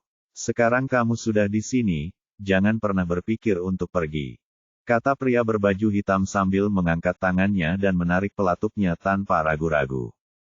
Menurutnya, meskipun lawannya sangat kuat dan telah membunuh begitu banyak anak buahnya, sekuat apapun dia tidak bisa sekuat Souki. Tapi kemudian kejadian mengejutkan terjadi. Ye Bufan berbalik sedikit ke satu sisi dan menghindari peluru dengan kecepatan yang mengkhawatirkan. Sekarang kedua pria kulit hitam itu ketakutan, siapakah orang ini? Bisakah kamu menghindari pistol? Gadis kecil di bangku berteriak gembira, saudaraku, kamu sangat tampan. Kamu bahkan bisa menghindari peluru. Kamu benar-benar idola saya. Petik 2. Ye Bufan baru dalam tahap awal pembangunan pondasi, dan tentu saja dia tidak begitu kuat bahwa dia bisa berlari lebih cepat dari peluru. Dia baru saja mengunci pria berbaju hitam itu dengan kesadarannya, dan telah melakukan tindakan mengelak lebih awal sebelum menarik pelatupnya, jadi dia meleset dari pelurunya. Tapi hal ini juga membangkitkan amarahnya. Dia bisa menghindari satu peluru, tapi dia tidak yakin bisa menghindari peluru kedua. Dia mengangkat tangannya, dan sebuah jarum perak ditembakkan ke alis pria berbaju hitam itu. Pria berbaju hitam itu jatuh ke tanah dengan bunyi celepuk sebelum dia sempat pulih, dan ponselnya juga terjatuh. Jangan datang ke sini. Jika kamu bergerak lagi, aku akan membunuhnya. Pria berbaju hitam lainnya mengangkat belati di tangannya untuk mengancam Ye Bufan. Dalam kegugupannya, belati itu membuat garis darah di tubuh gadis itu, leher. Tapi sebelum dia bisa menyelesaikan kata-katanya, dua jarum perak lagi terbang, satu menusuk ke alisnya, dan yang lainnya menusuk ke pergelangan tangannya. Belati di tangan pria itu jatuh ke tanah dengan bunyi dentang, lalu dia jatuh ke tanah dan mati. Setelah membunuh kedua lawannya, Ye Bufan menghampiri dan memutuskan tali di sekitar gadis itu dan menurunkannya dari kursi. Gadis itu menggerakkan anggota tubuhnya yang kaku, dan kedua mata besarnya yang indah bersinar karena kegembiraan. Dia menatap Ye Bufan dan berkata, saudaraku, kamu sangat tampan. Kamu bahkan bisa menghindari peluru. Kamu belum punya pacar. Bagaimana kalau aku menjadi pacarmu? Ye Bufan tidak menyangka gadis kecil ini akan bereaksi seperti ini, dan berkata, bukankah kamu seorang sandera? Bukankah kamu seharusnya begitu gugup hingga menangis? Kenapa? Kamu sepertinya tidak takut sama sekali. Apa yang perlu dikhawatirkan? Mereka sebenarnya tidak ingin membunuhku, mereka hanya ingin bernegosiasi dengan keluargaku. Ye Bufan berkata, apakah kamu tidak takut dengan dua orang yang meninggal itu? Mereka semua adalah orang jahat dan mereka pantas mati. Bahkan jika kamu tidak membunuh adik iparku, kamu tidak akan membiarkan mereka pergi. Gadis kecil itu melangkah maju dan memeluk lengannya, aku tahu kakak iparku pasti akan datang untuk menyelamatkanku. Kamu diutus oleh kakak iparku, kan? Kamu memang sangat kuat. Kamu lebih kuat dari pengawal sebelumnya di rumah, dan kamu juga lebih tampan dari mereka. Ye Bufan berkata, bahkan jika jangan takut, luka di lehermu harus dirawat. Gadis kecil itu sangat bersemangat karena dia lupa tentang rasa sakit di lehernya. Dia baru mengingatnya setelah diingatkan, dan langsung berteriak dengan gugup, bajingan sialan ini, kamu benar-benar menggaruk leherku, apakah akan meninggalkan bekas luka? Petik 2. Ye Bufan menggelengkan kepalanya. Fokus wanita memang berbeda dengan pria, dan kecantikan tidak pernah bisa dilupakan. Dia berkata, jangan khawatir, saya akan merawat Anda. Tidak akan ada bekas luka apapun. Petik 2. Anda tahu cara mengobatinya. Apakah Anda seorang dokter? Petik 2. Ya, saya seorang dokter pengobatan Tiongkok. Petik 2. Ye Bufan tahu bahwa dia ingin menangkap Xuan Ying lagi, biarawati tahu itu tidak dapat menahannya lagi. Jadi dia mengeluarkan sebotol obat sakit emas yang dia buat dan dengan lembut mengoleskannya pada luka gadis itu. Awalnya ada jarak tertentu antara keduanya saat mengoleskan obat, namun dia terkejut saat mengetahui bahwa dadanya dan dada gadis itu sebenarnya berdekatan, yang menunjukkan seberapa tinggi yang lain. Mau tak mau dia melirik ke wajah kawai gadis itu, lalu melirik ke sosok seksi itu, ini pasti wajah kekanak-kanakan yang legendaris. Nyatanya, luka gadis itu tidak serius, lelaki berbaju hitam itu hanya menggaruk kulit arinya karena gugup. Setelah mengoleskan obat sakit emas khusus, lukanya segera berhenti mengeluarkan darah dan berkeropeng. Setelah mengoleskan obat, gadis itu berkata, "Saudaraku, namaku Gu Kiao Kiao, siapa namamu?" Ye Bufan. Gu Kiao Kiao berkata lagi, "Saudaraku, karena kamu tidak dipekerjakan oleh saudara ipar perempuanku. Kenapa? Datang dan selamatkan aku." Ye Bufan berkata, "Aku kebetulan lewat, dan aku tidak datang untuk menyelamatkanmu secara khusus." Gu Kiao Kiao berkata sambil tersenyum, "Itu berarti ada takdir di antara kita. Sejak itu kamu adalah pahlawan yang menyelamatkan kecantikan, maka akulah. Ini bukan waktunya untuk berkomitmen. Lupakan saja, kamu terlalu muda." Omong kosong, bagaimana aku bisa terlalu muda? Aku baru saja merayakan ulang tahunku yang ke-18. Gu Kiao Kiao jelas tertarik pada yang muda.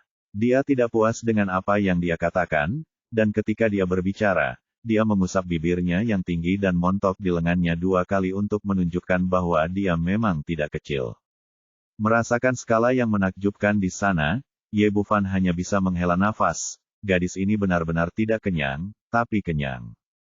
Gu Kiao Kiao meraih lengannya lagi dan berkata, "Sebenarnya, aku berkata bahwa kamu harusnya bahagia jika kamu setuju denganku." Ye Bufan bertanya, "Mengapa? Apakah kamu belum pernah mendengarnya? Gadis itu diselamatkan, hanya jika orang lain tampan akankah dia mengatakan bahwa dia akan menikahinya. Jika orang lain tidak tampan, dia hanya akan mengatakan bahwa dia akan menjadi sapi atau kuda di kehidupan selanjutnya." Gu Kiao Kiao memiliki sifat yang lincah, dan dia berbicara tanpa henti dengan mulutnya yang kecil, yang membuat waktu berlalu dengan sangat cepat. Beberapa menit kemudian, Ye Bufan melihat lukanya dan berkata, "Oke, lukamu sudah sembuh total." "Benarkah?" "Cepat sekali." Gu Kiao Kiao dengan cepat mengeluarkan cermin kecil dari sakunya. Dia menemukan darahnya keropeng, di lukanya telah terlepas, memperlihatkan kulitnya yang putih dan lembut, yang tidak berbeda dengan sebelum dia terluka. "Saudaraku, keterampilan medismu sungguh hebat," kata gadis kecil itu dan melemparkan dirinya ke pelukan Ye Bufan dan mencium pipinya dengan keras. Saat ini, suara dingin terdengar dari tangga, "Lepaskan dia, atau aku akan membunuhmu sekarang." Bab 108. Ye Bufan menoleh ke belakang dan melihat seorang wanita berpakaian putih menatapnya dari belakang. Ketika dia melihat wanita ini, dia tidak bisa menahan diri untuk tidak membeku sesaat. Dia sangat cantik. Dahulu orang dahulu memuji wanita cantik dan menyebut mereka wanita tercantik di dunia. Wanita di hadapan mereka pasti bisa mencapai level ini. Jika ditempatkan pada zaman dahulu, kecantikan pasti akan menjadi bencana bagi negara dan orang-orang. Dibandingkan dengan He Suang-Suang dan Qin Cucu, hal yang paling menonjol dari wanita ini adalah temperamennya yang dingin, sangat dingin, seperti patung batu giok tanpa popularitas. Mengenakan gaun panjang berwarna putih, ditambah dengan amarah saat itu, membuat rasa dingin semakin menyengat, seolah suhu di dalam ruangan sudah turun drastis. Di belakang wanita itu ada belasan pengawal berjas hitam, masing-masing memancarkan aura yang kuat, tidak lebih lemah dari pria berbaju hitam yang baru saja terbunuh. Setelah melihat wanita itu, Gu Kiao Kiao berteriak gembira, "Kakak ipar, kamu di sini." Wanita yang dingin dan menawan itu memelototi Ye Bufan dan berkata, "Lepaskan Kiao Kiao dengan cepat, keluarga Gu kami akan menyetujui syarat apapun yang Anda berikan." Ye Bufan mengulurkan tangannya dan berkata, "Tolong, tidakkah kamu melihat dia memelukku? Gu Qiao berkata sambil tersenyum, kakak ipar, kamu salah paham. Kakak Yelah yang baru saja menyelamatkanku.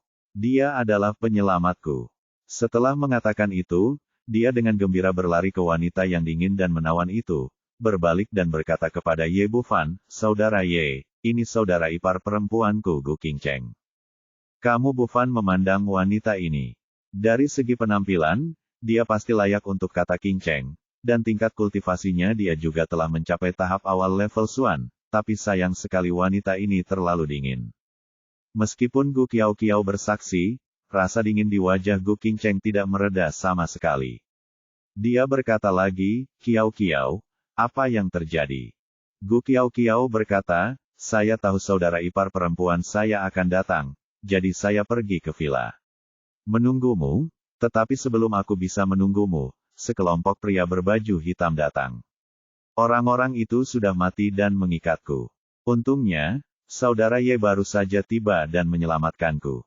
Gu Qingcheng berkata dengan prihatin, orang-orang itu tidak benar. Bagaimana kabarmu? Tidak, itu hanya luka di leherku, tetapi baru saja disembuhkan oleh saudara Ye. Gu Qingcheng memandangi leher Gu Qiao yang putih dan seperti batu giok dan berkata, apakah kamu yakin kamu terluka? Tentu saja saya terluka, tetapi tidak serius. Keterampilan medis saudara Ye bagus dan dia telah pulih sekarang. Gu Qiao menunjuk noda darah di pakaian rumah putihnya dan berkata, lihat, ini darahku.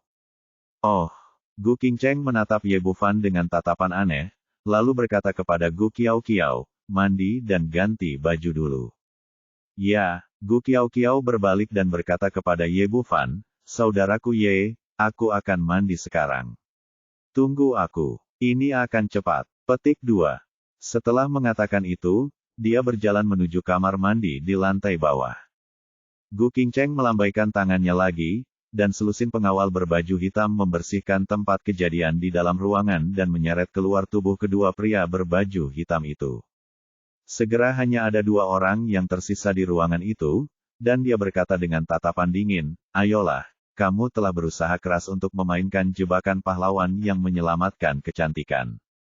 Apa yang ingin kamu lakukan? Apa tujuannya? Mendekati Qiao. Apakah kamu berkomplot melawan keluarga Gu kita? Ye Bufan tertegun sejenak, dan kemudian mengerti apa yang dimaksud wanita ini. Sepertinya dia mengira dia satu kelompok dengan pria berbaju hitam itu. Alasan mengapa dia mengirim Gu Qiao pergi adalah karena dia ingin menginterogasi dirinya sendiri. Nona Gu, Anda salah paham. Saya tidak kenal orang-orang berbaju hitam itu. Saya tidak mengenal Anda sebelumnya, dan saya belum pernah mendengar tentang keluarga Gu. Petik 2. Meskipun dia menjelaskan, Gu Qingcheng tidak berniat lengah, dan bergerak maju. Aura Liang Bu tiba-tiba meningkat, dan dia bertanya lagi, karena kamu tidak mengenal siapapun, bagaimana kamu bisa datang ke rumahku?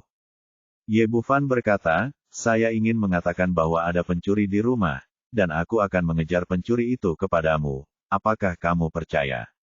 Gu Qingcheng berkata dengan dingin, apakah menurutmu aku ini anak berusia 3 tahun? Kamu benar-benar mengarang alasan yang membosankan. Petik 2. Ye Bufan merentangkan tangannya tanpa daya, aku mengatakan yang sebenarnya. Jika kamu tidak percaya padaku, tidak ada yang bisa saya lakukan. Gu Qingcheng berkata, mereka yang menculik Qiao semuanya adalah penguasa tertinggi. Bahkan 4 pengawal keluarga Gu kami terbunuh, termasuk 1 dengan senjata. Anda membunuh orang-orang ini sendirian, menurut Anda apakah haruskah kamu mempercayainya? Ye Bufan kehilangan kesabaran dan berkata dengan wajah dingin, sudah kubilang, itu urusanmu untuk percaya atau tidak. Gu Qingcheng berkata, sepertinya kamu tidak ingin mengatakan yang sebenarnya. Lupakan saja, ikutilah seorang wanita sepertimu tidak bisa menjelaskannya. Meskipun Ye Bufan menyelamatkan Gu Qiao, dia tidak mengharapkan pihak lain membalasnya, jadi dia hanya menganggap dirinya sebagai Lei Feng. Setelah mengatakan itu, dia berbalik dan berjalan ke bawah. Berhenti, apakah aku akan membiarkanmu pergi? Gu Qingcheng berdiri di depan Ye Bufan dalam sekejap. Jika kamu tidak menjelaskan di balik layar dan tujuanmu hari ini, kamu tidak akan pernah meninggalkan keluarga Gu kami. Ye Bufan mengerutkan kening. Sambil mengerutkan kening, dia membantu mereka menghadapi begitu banyak pria berbaju hitam dan menyelamatkan Gu Qiao. Tidak apa-apa untuk tidak bersyukur, tetapi membuang air kotor ke kepalanya sendiri agak berlebihan. Dia berkata dengan suara yang dalam, aku akan memberitahumu lagi. Aku tidak mengenal keluarga Gumu, dan aku tidak ingin melakukan kontak apapun dengan keluarga Gumu. Cepat menyingkir. Aku menang, aku tidak akan meneteskan air mata sampai aku melihat peti mati itu. Aku harus membuatmu sedikit menderita. Gu Qingcheng adalah prajurit tingkat Xuan dan memiliki kepercayaan diri yang kuat, jadi dia membubarkan pengawalnya untuk menghadapi Ye Bufan sendirian. Menurut pendapatnya, dia sangat yakin akan menang. Karena pria di depanku tidak ingin mengatakan yang sebenarnya, kita hanya bisa menangkapnya terlebih dahulu dan kemudian mendapatkan pengakuan. Setelah mengatakan itu, dia meninju seperti angin dan menghantamkan tinjunya ke dada Ye Bufan. Meskipun tangan kecilnya sehalus batu giok, pukulan ini memiliki suara tajam yang memecah angin, dan jelas sangat kuat. Ye Bufan menyingkir dan melepaskan pukulannya, lalu berkata dengan marah, apakah ini sudah berakhir? Jika kamu melakukan ini lagi, aku akan melakukannya. Petik 2. Gu Qingcheng tidak berbicara, tetapi mengangkat kakinya dan menendang Ye Bufan ke dalam menghadapi. Kakinya kurus, panjang, lurus dan mulus. Kalau ditampilkan di TV pasti model kakinya yang jempolan, tapi saat ini terdengar suara angin yang tajam, lebih kencang dari cambuk baja.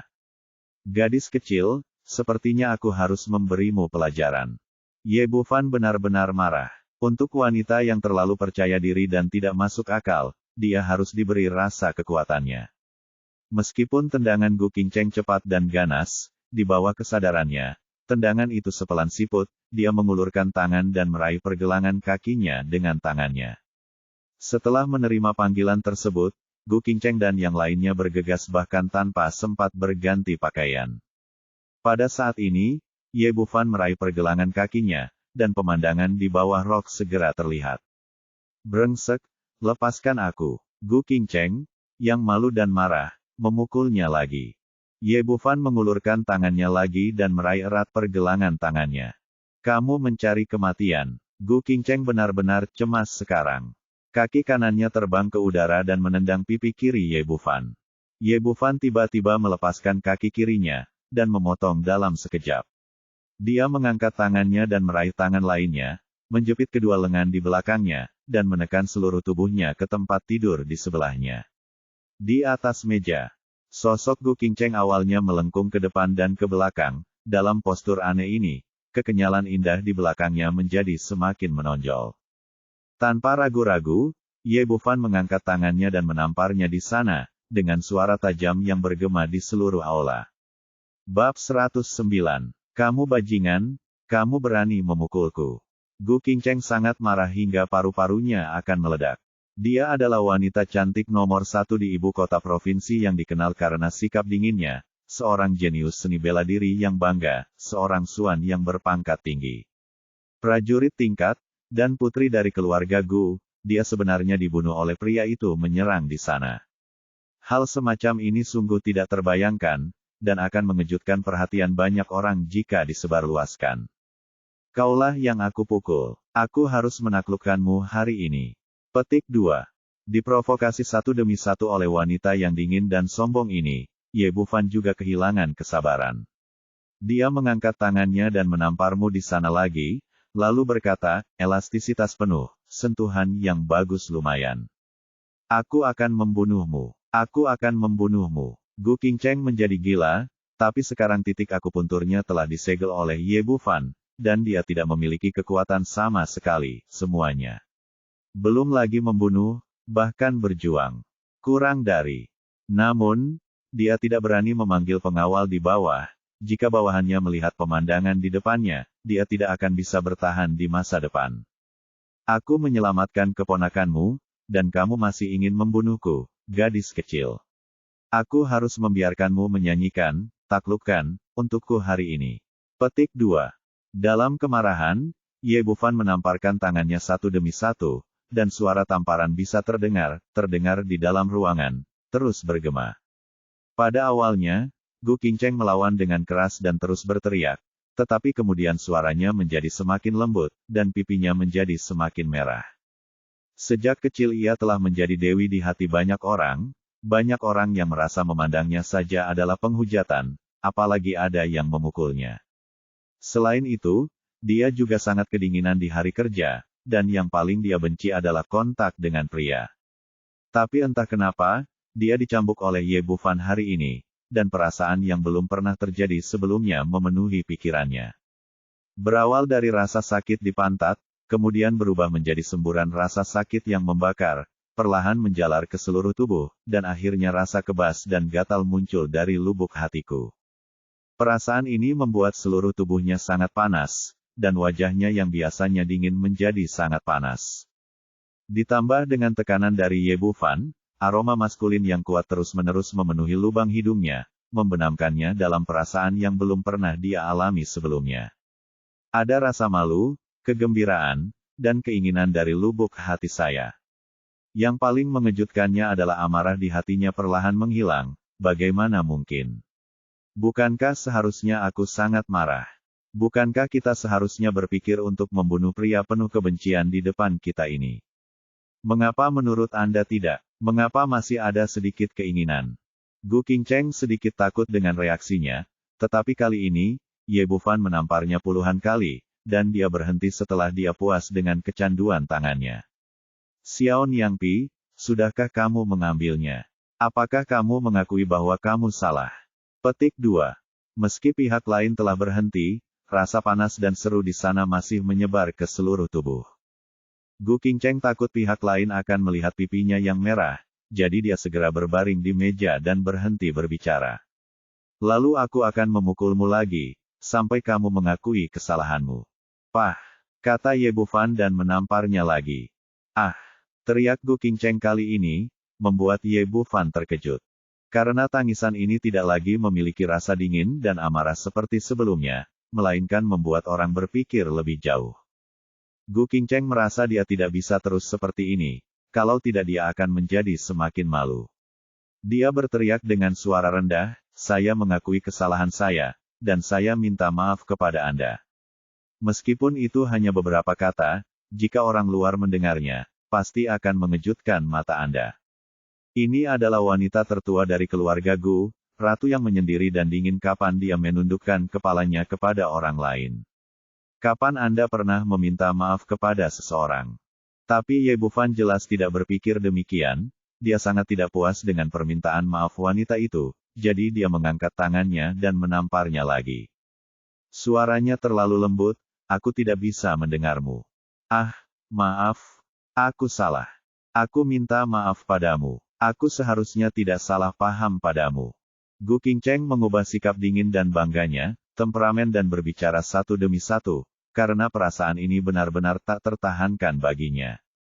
Hal lainnya adalah setelah melihat metode Ye Bufan, dia memastikan bahwa pria ini memiliki kemampuan untuk menyelamatkan Gu Qiao dan tidak mempermainkan pria berbaju hitam itu.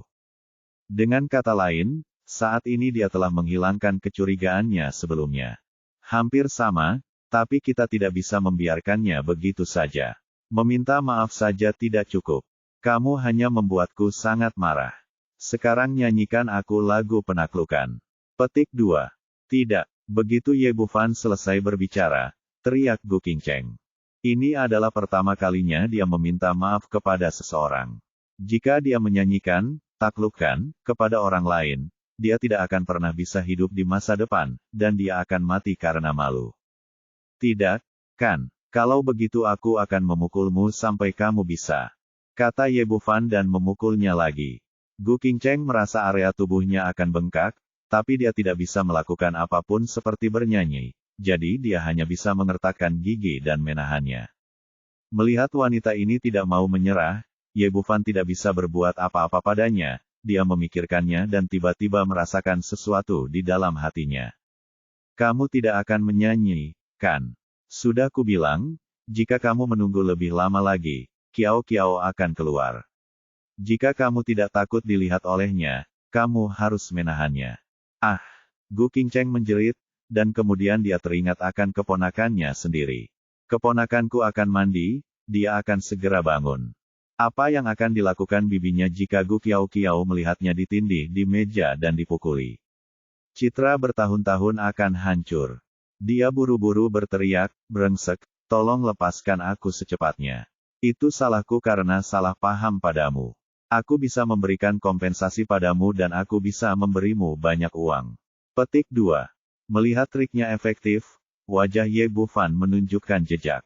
Pride berkata, saya tidak ingin uang, saya ingin Anda bernyanyi dan menaklukkan. Petik 2. Tanpa sadar, ia merasa bahwa mampu menaklukkan wanita yang dingin dan sombong seperti itu pasti merupakan suatu kebanggaan. Aku tidak menyanyi. Ye Bufan berkata dengan bercanda, kamu tidak ingin menyanyi, kan? Kalau begitu aku akan terus memukulimu dan melihat apa yang kamu lakukan. Saat dia mengatakan itu, dia menamparnya beberapa kali lagi, meskipun kali ini rasa sakitnya tidak bertambah setelah beberapa kali pukulan, namun suaranya menjadi semakin keras, yang terdengar keras di ruangan yang sunyi. Pada saat ini, Gu Qingcheng akhirnya tidak tahan lagi dan berteriak, oke, berhentilah memukuli saya. Saya akan bernyanyi. Tidak apa-apa jika saya bernyanyi. Tidak apa-apa untuk mengatakan tidak lebih awal. Jika kamu bersikeras meminta begitu banyak pemukulan, saya pikir saya kecanduan dipukuli. Gu Qingcheng menarik napas dalam-dalam, mengetahui bahwa dia tidak dapat melarikan diri dari level ini hari ini, jadi dia hanya bisa bernyanyi dengan suara rendah, aku ditaklukkan olehmu seperti ini. Pak, Ye Bufan menamparnya di sana lagi, seolah dia menyukai perasaan ini. Suaranya terlalu rendah, bernyanyilah lebih keras. Gu Qingcheng tidak punya pilihan selain perlahan meninggikan suaranya, aku ditaklukkan olehmu dan memotong semua rute pelarian, yang membuatnya merasa aneh adalah dia menyanyikan lagu ini saat itu, penghinaan yang saya harapkan tidak datang, namun malah terasa sangat menarik. Sejak kecil, dia selalu merasa dunia ini membosankan, dan ini pertama kalinya dia merasa seperti ini. Gu Qingcheng bernyanyi dengan baik dan memiliki suara yang bagus, perlahan-lahan, dia mendapatkan moodnya dan suaranya menjadi semakin keras saat dia bernyanyi. Melihat wanita itu baik-baik saja, Ye Bufan melepaskan lengannya dan membuka blokir titik akupuntur yang tersegel. Gu Qingcheng perlahan berdiri dan menatap pria di depannya dengan ekspresi yang sangat rumit. Saat ini, rasa panas di belakangnya masih ada, dan pipinya sedikit merah dan panas. Untuk sesaat, aku tidak tahu bagaimana harus merespons. Marah atau malu? Haruskah kita mengusirnya atau memanggil seseorang untuk datang dan memukulinya? Dia seharusnya marah, tapi tidak ada kemarahan sama sekali di hatinya. Kemarahan Ye Bufan sebelumnya telah hilang, melihat wanita di depannya. Dia sepertinya merasa telah bertindak terlalu jauh, dan dia berdiri di sana tanpa berbicara. Suasana di dalam ruangan menjadi sangat aneh untuk sesaat, dan pada saat itu terdengar suara langkah kaki di tangga, dan Gu Qiao berteriak dengan gembira, kakak Ye, kakak ipar, aku kembali. Bab 110. Gu Qiao naik ke atap. Dia baru saja mandi. Dia mengenakan gaun biru muda dan rambutnya yang basah tergerai di belakang kepalanya. Seperti kata pepatah, kecantikan keluar dari bak mandi, yang membuatnya tampil semakin cantik. Setelah naik ke atas, dia bertanya kepada dua orang itu, saya baru saja mendengar seseorang bernyanyi.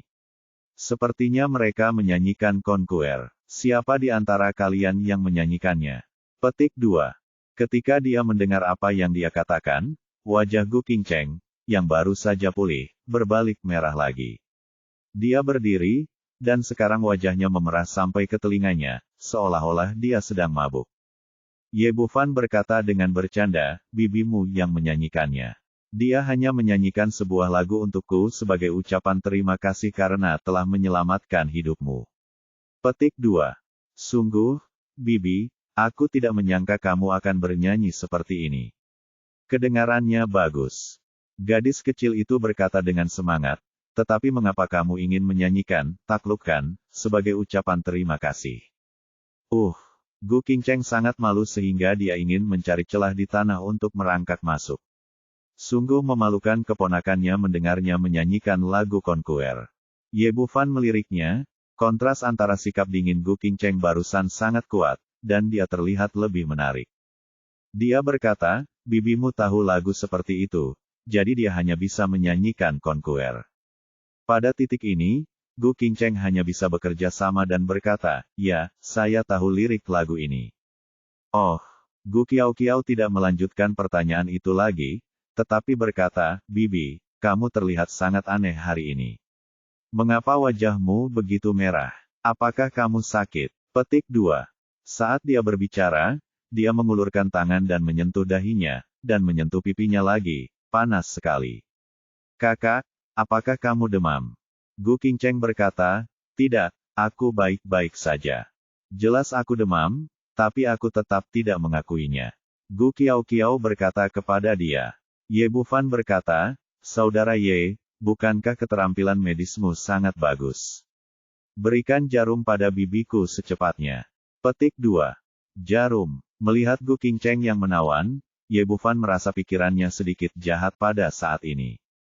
Dia berkata, tidak perlu, bibimu sangat sehat. Dia mungkin sedikit hipoksia ketika dia bernyanyi sekarang. Istirahat saja. Petik 2. Gu Qingcheng kemudian berkata, ya, ini adalah pertama kalinya saya bernyanyi sekarang. Aku sedikit gugup. Tolong istirahat. Sebentar lagi akan baik-baik saja. Petik 2.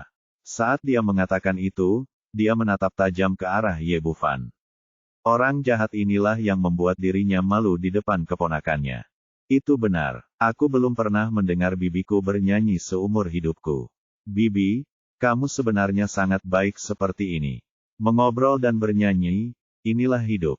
Petik 2. Gu Qiao sedang berbicara dan tiba-tiba berhenti. Topiknya berubah, dan matanya terpaku pada sosok Gu Qingcheng yang menggembung. Gadis bau, apa yang kamu lihat? Melihat Gu Qiao menatap ke tempat dia baru saja dipukuli, Gu Qingcheng merasa gugup. Bibi, menurutku sosokmu semakin membaik.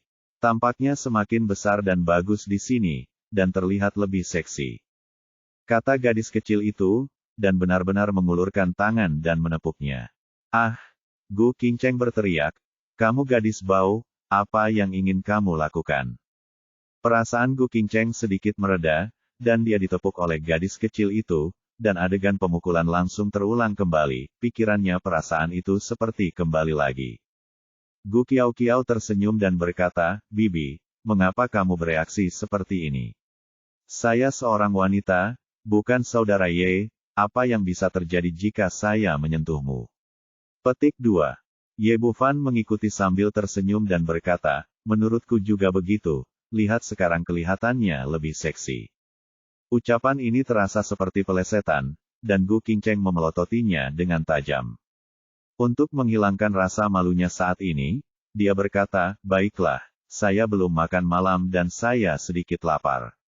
Ayo makan dan ucapkan terima kasih kepada Anda karena telah menyelamatkan Qiao.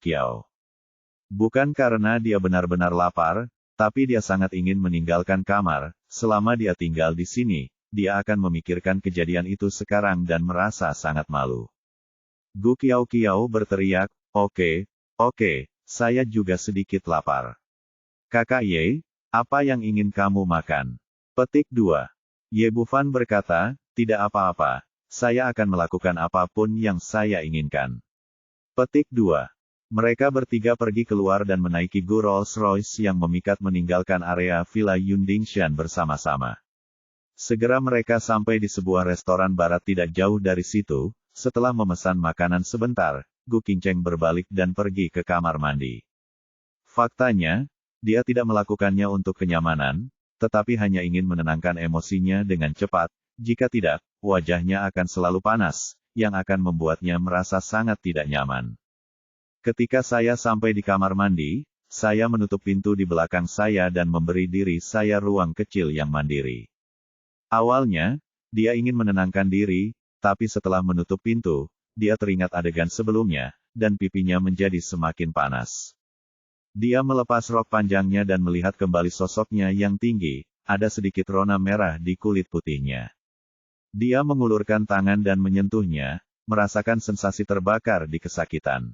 Bajingan ini, kamu memukulku begitu keras, cepat atau lambat aku akan membuatmu terlihat baik. Pikir Gu Qingcheng sambil menggigit bibir bawahnya dengan keras, rasa malunya mengungkapkan godaan yang tak terbatas, bagaimana dia bisa terlihat seperti kecantikan gunung es.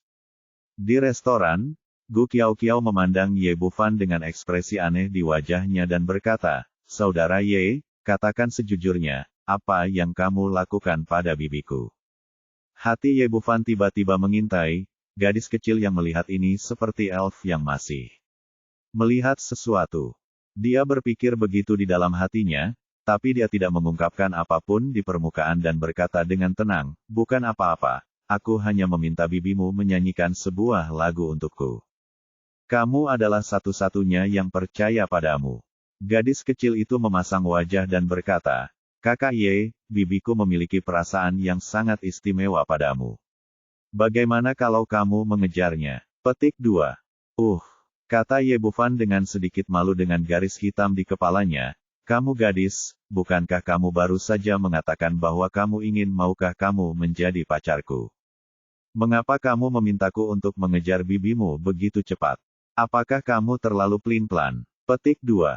Itu berbeda. Gu Qiao berkata sambil tersenyum, "Meskipun aku sangat menyukaimu, jika kamu bisa mengejar bibiku, aku akan berhenti secara sukarela." Apakah hal seperti ini masih mungkin? Ye Bufan terkejut melihat Gu Qiao memiliki gagasan seperti itu.